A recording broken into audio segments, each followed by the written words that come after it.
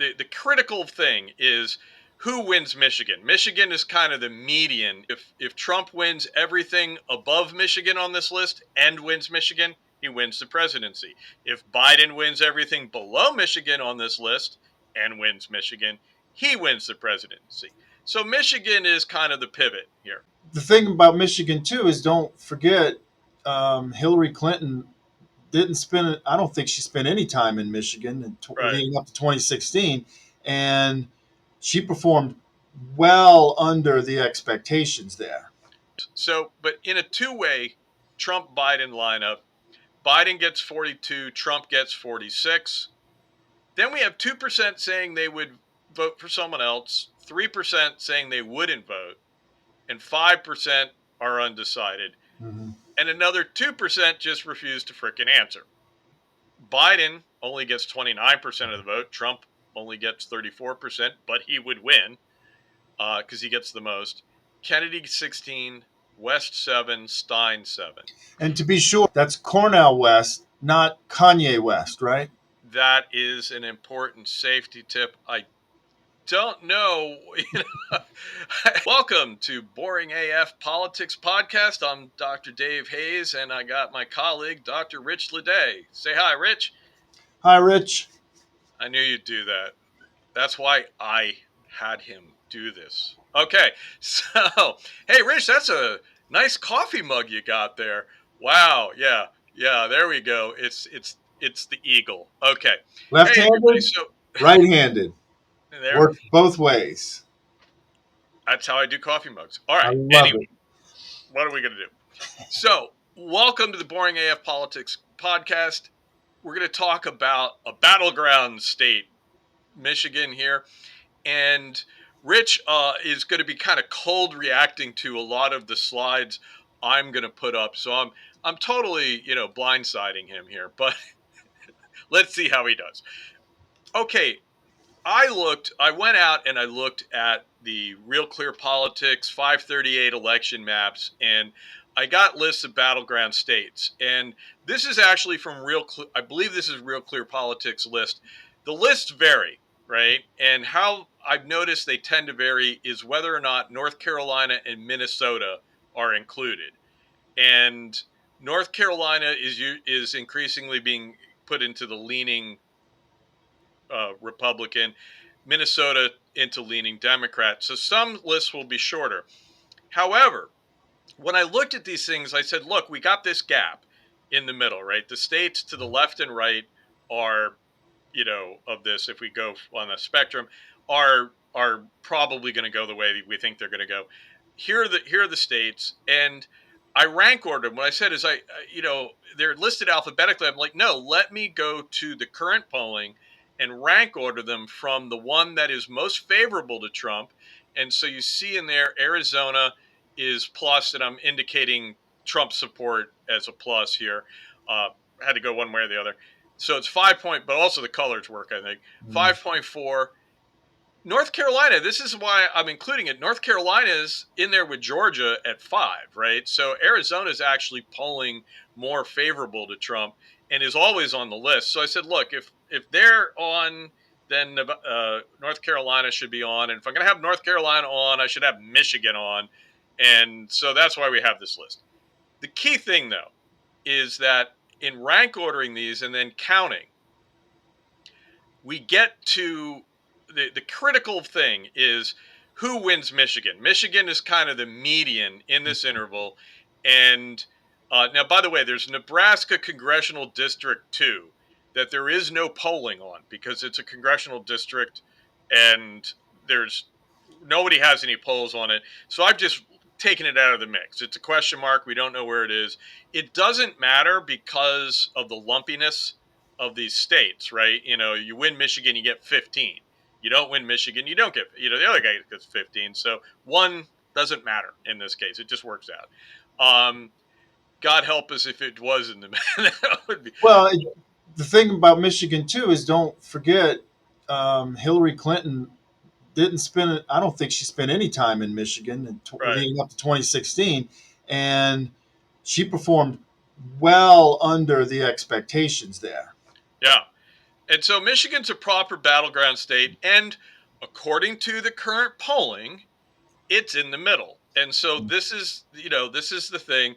If Trump wins everything above Michigan on this list and wins Michigan, he wins the presidency. If Biden wins everything below Michigan on this list and wins Michigan, he wins the presidency.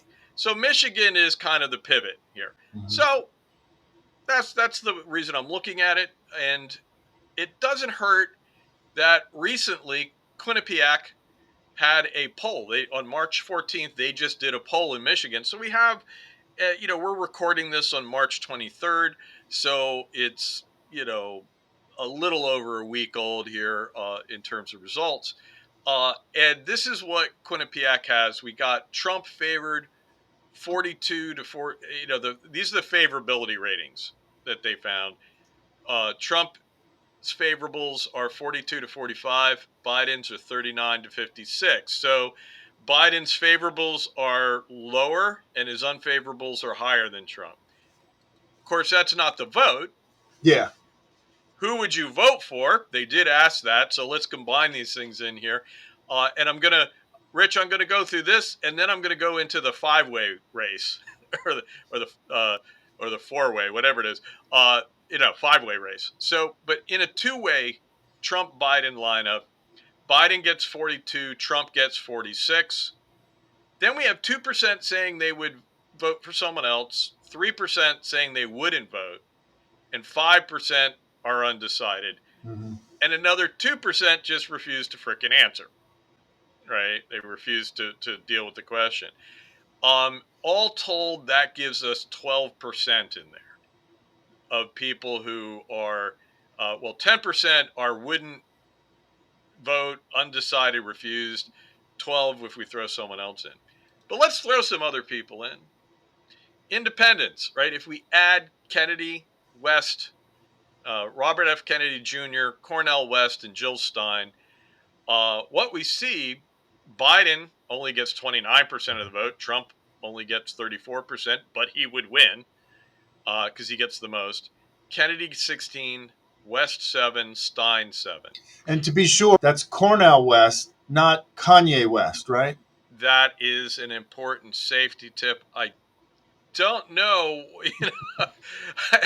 The By the way, when they asked people if they didn't know there are a lot of people that didn't know who Kennedy was, who didn't know West was, didn't know Stein. I don't have those numbers here, but significant number, almost half, I think, with Cornell. Who the hell is this guy?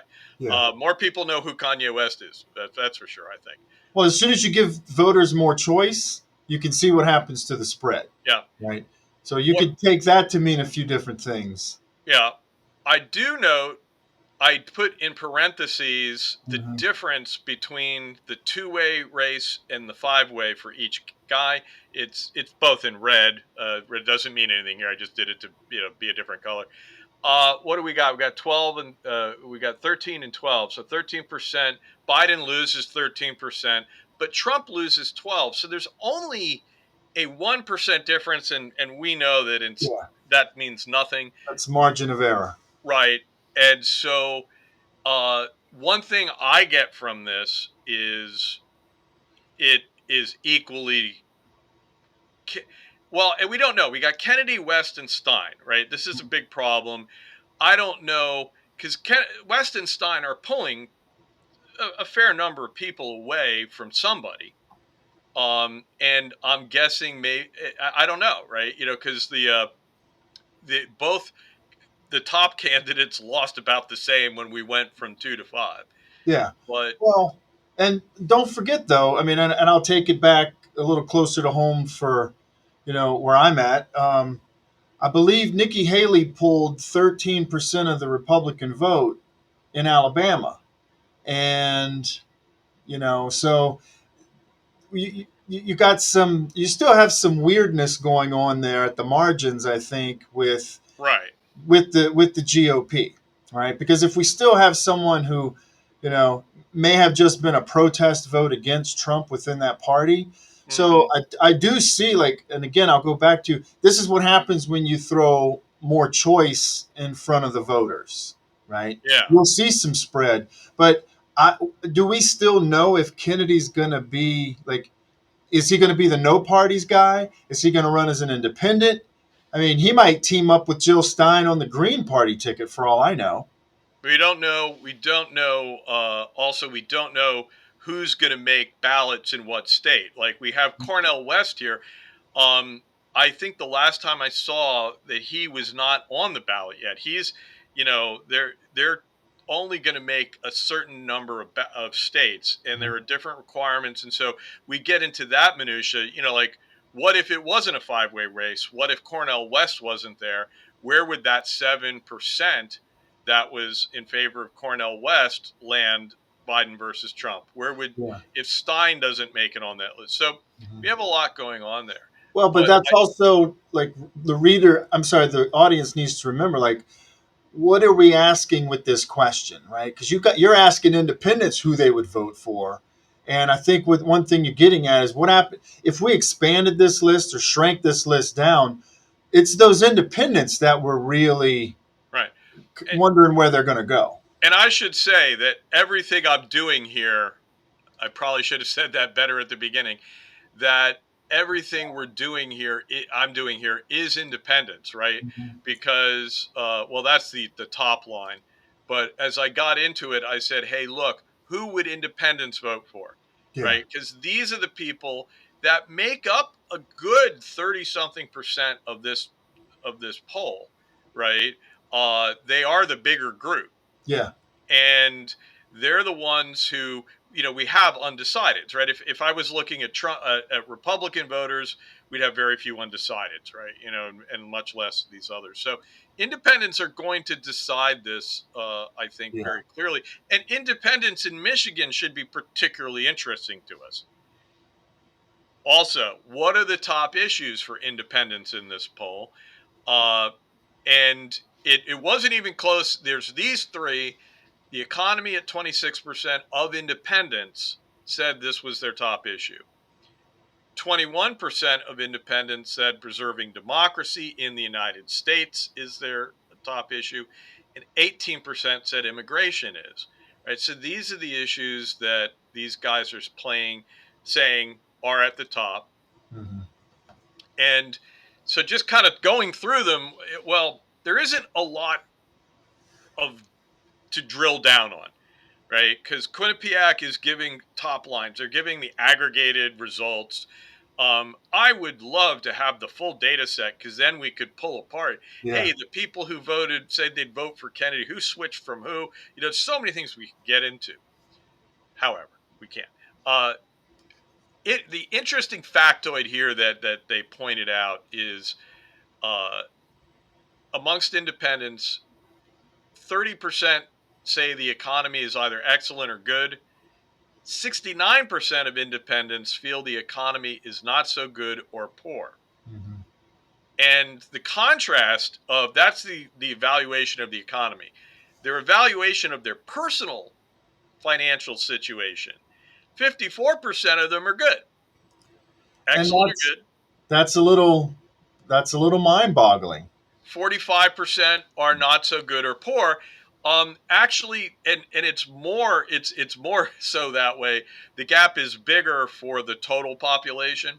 Hmm. Um, there is a certain level at which I think if you're a Democrat, you're a little more rosy about things. But because I think the two questions interact with each other with a polar. But um, I actually, the people who did the survey said, yeah, I'm scratching my head over this one. Yeah, And they added that in, right? They had yeah, that in, and they highlight it too, right? They're really big about that. Honestly, I don't find that too surprising because of the research that I've looked at that is maybe a little more theoretical that talks about how voters tend to be more sociotropic in hmm, their voting, and we see this in the literature on trade and public opinion on trade. yeah, People don't vote aren't in favor of trade or against it based on how it affects their pocketbook, their personal finances. They say, what do we understand about how it's good for the whole country? Mainly because most people don't have a dog in the fight. yeah. And How Um, much do we really know about international trade and finance? Most people don't, and Most people the don't. overwhelming number of Americans are not affected directly by trade. Mhm. And and people who've looked at this have asked that have had polls where they ask questions, and they quickly figure out that look, these folks they care about the country. They don't have a personal financial dog in the fight, so they go with what the country does. I think for voters, I think when you vote, your vote is unlikely to make any difference. And there's a it is reasonable at that point, even if you think people are rational and as rationality is defined, for them to do something else, right? If it doesn't make any difference, then non-rational, like how I feel or maybe how I feel about the country, other things replace. So I'm for a rational choice guy. I'm really open to alternative explanations of why voters vote, Yeah, especially away from the pocketbook voting. yeah, yeah. Well, because as soon as you start overlapping things outside of the economy, like anything moral politics related, I think you can start to dismantle some of the rational voter claims. But then again, it's like, what is rational to that individual voter? Are they Yeah. voting off of their individual concerns, or are they trying to think about their identity in relation to their social group, or even better, in relation to a social group that they consider to be the other, right? Yeah. So I think you can start to really have a quite boring conversation Oh, about what oh these yeah. words actually mean, right? But I want to kind of step back, because when we're asking independents about the economy, as soon as you ask a person this kind of question, what are they thinking of when you say the economy, right? I think right now most people are thinking about inflation, because inflation is something that is, although I'm not convinced that any single president is able to induce inflation with their policies, right? How much do corporations have something to play in this as well? But also consumer habits, right? Hmm. People are still buying stuff. Companies are just going to keep raising price. That's capitalism, you know. So I'm wondering, when people hear the word economy, when they're answering this question asked by Quinnipiac pollsters, um, are they thinking inflation? Are they thinking about trade and tariffs? Well, probably not. Are they thinking about next year's citrus crop? So you got a few different things going on here. Are they thinking about the fact that the current president, has enacted policies that have given student debt relief Hmm. to hundreds of thousands of people? Well, they may not be thinking about that if they're not directly impacted. So as looking at these numbers, just a cold look, like those are the kind of things that pop into my mind. Like I have even more questions about the data, but I'm really trying to put trying to get into the heads of the individual independents who have answered these questions. Right now, this is Quinnipiac. This is not just results from Michigan, right? This is No, this is countrywide. this is Michigan. This is Michigan. Okay, Right. This so is a who? Quinnipiac. That's why Yeah, I thought it was timely, right? Because yeah, it's a state level poll. We don't get too many of those. that's right. So, Yeah. well, and we get more of them from some states than others. I think, like you pointed Right. out, one state has none. Uh, well, Nebraska. the Yeah. Nebraska congressional Mhm. district too. There are no polls on that one, so that's So why it was at the bottom of my list. Um, Another thing about this question of how people answer the question on the economy, the head scratcher is, well, it's not your personal wealth. You talked about people knowing the state, kind of a macro level understanding of it. There's also the vicarious experience of the economy. Do you know someone who lost their job? Do you know someone who lost a farm or their business went under? Or do you know somebody who just made it rich on cryptocurrency? And what are your uh, vicarious experiences? Those can be very powerful, yeah, and those can also go in because they might indicate when someone loses their job, you might have a job, but the fact that someone has lost it makes you feel more insecure about yours. Yeah.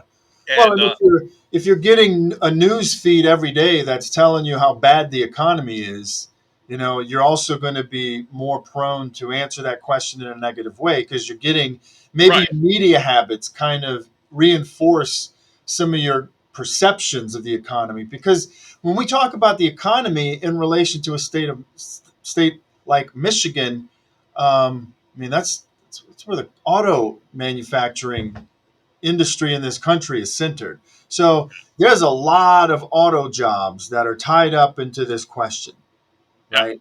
So and I'm not knowing that much about Michigan's economic base outside of it's the auto industry. hmm, What are people actually telling us? And this kind of goes back to a conversation you and I have had before about the quality of this information. We right, know it's a snapshot, but at the end of the day, we're dealing with these are perception based indicators. And we may look at the numbers like, hey, unemployment in this country is at historic lows, if my memory serves me correct, right? Um, I don't, outside of the retirement system of Alabama, I'm not a big stock market guy, but I pay attention to that. And I see a stock market that is at all time highs, right? So I see some things that in the economy that maybe not everyone is feeling as good as some of these indicators. And there are many different indicators, right? Maybe individuals and also individuals in relation to others maybe aren't feeling what the data show. Does that make sense? yeah. Well, and like I say, so people experience things at different levels, and I'm just at your personal level, your own personal experience, at this macro informational level, the general information you get about society, and kind of vicarious personal experiences with local folks who have that, and all of those things mix in there. So that's one thing, though. The economy does not equal a person's personal Yeah. situation, and there's a big perceptual point. And I would say too, hey, look, if someone's negative view of the economy was based on the fact that they lost their job and they're worried about becoming homeless, that's a hard person's that's a hard changing that mind. It might be Yeah. difficult, right? um if someone is doing okay but they've heard a lot of stuff, um they can be persuaded. Other events can change their mind, campaigns can change their mind, and so they seem more persuadable and more changeable. That would be Yeah. my thought. The question is the Mexican border. The question's not immigration. Now, I'd like to see how that changes a bit if we were to just put immigration into that question, right? Because there's a lot of news right now about the Mexican border. Is this the guy from Star Trek? uh okay, I'll get to that. The thing though is herestetics Mm-hmm. that Bill Riker came up with. He said that what it was is, in a two-party contest, parties have greater credibility on different issues. And so with the voters, and if you think you're trying to win over your median voter, your independents or whatever, um, the question is, one side will win on some issues and the other side will win with them on the other. They will be favored, their position will be favored by the median voter. And he said that campaigns were more about people trying to emphasize the issues they win on. So it doesn't surprise me that voters between the age of 18 and 34 are like, whatever. How much have they actually experienced democracy? Right? Now, that 65 plus age bracket still, they grew up during the Cold War when it was democracy and capitalism versus, communism and socialism. So that word itself, again, what is a person thinking right when they answer the question when asked by an interviewer, right? Is this the guy from Star Trek? Uh, okay, I'll get to that. The thing though is herestetics Mm-hmm. that Bill Riker came up with. He said that what it was is, in a two-party contest, parties have greater credibility on different issues.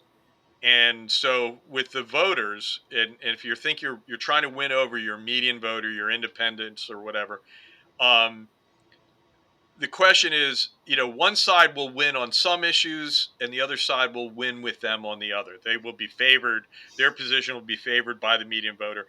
And he said that campaigns were more about people trying to emphasize the issues they win on